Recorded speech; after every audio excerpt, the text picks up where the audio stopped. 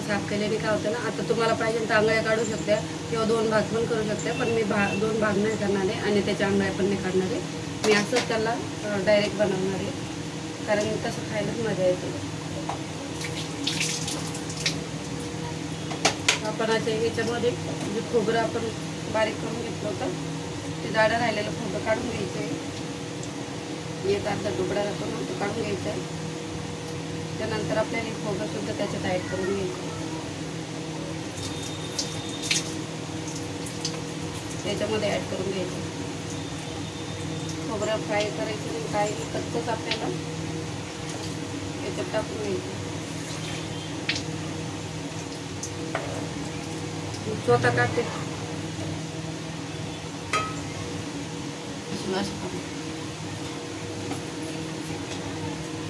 आपण याच्यात खोबरं असं मिक्स करून घ्यायचं आहे.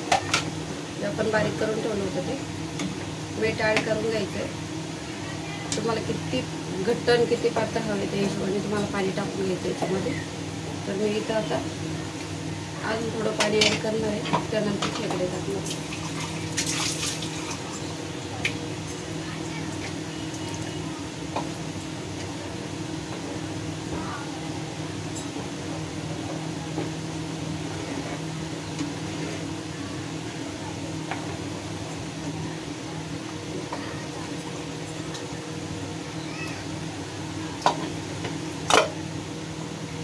उकळे आल्यानंतर आपण हे खेकडे टाकून घ्यायचे. बघा अशी मस्त उकळी आली. आता खोबरं पण चांगल्यापैकी मिक्स झालं आहे. तर तुम्ही खोबरं जाडं नाही ठेवायचं, खोबरं एकदम बारीक पेस्ट बनवून घ्यायची खोबऱ्याची. त्याच्याने काय होतं ना, जी आपली कढी असते, जे कालवण असतं काय बोलतात तुम्ही, तर आम्ही याला खेकडा कढी बोलतो आणि कालवण म्हणजे आपण काळ्या मसाल्याचं बनवतो त्याला आपण कालवण बोलतो आम्ही. तर आता हे मी ओलं खोबरं घालून बनवलं. तर आपण आता याच्यामध्ये खेकडे टाकून घेणार आहे. मी याचे नांगे वगैरे काहीच काढले नाही, कारण नांगे नंतर काय आहे ना, ज्याला आपण समजा 1 खेकडा 2 खेकडा आपण खायसाठी वाढणार आहे, त्यावेळेस कसं आहे त्यांना खेकड्याच्या हिशोबाने आंगळे खायला पण भेटतात.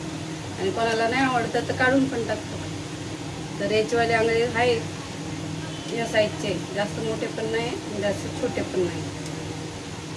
तरी कोणी कोणी ठेसून पण याचा रस काढून टाकतात, पण मी तसं नाही करत, मी डायरेक्ट टाकते.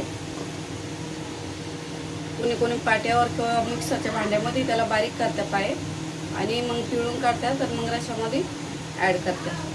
पण मी तसं नाही करत, मला नाही आवडत तसं केलं तरी चांगलंच आहे, कारण खेकडा खाणं खूप चांगलं आहे आणि याचा रस्सासुद्धा प्यायला खूप छान लागतो.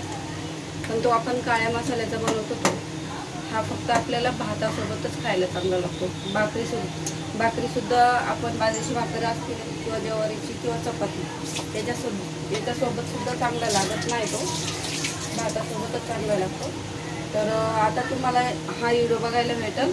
याच्यानंतर मी कधीतरी बाय चान्स गावठी खेकडे आणलेच तर त्याची रेसिपी नक्कीच तुम्हाला बघायला भेटेल. कारण मला गावठी खेकडा एकदा तरी आणायचं आहे, कारण आता त्याचं सीझन नाही आहे म्हणून मी काय आणलं नाही. पण मला आज हो अचानक भेटला म्हणजे चांगला फ्रेश वाटला म्हणून मी घेतला आज.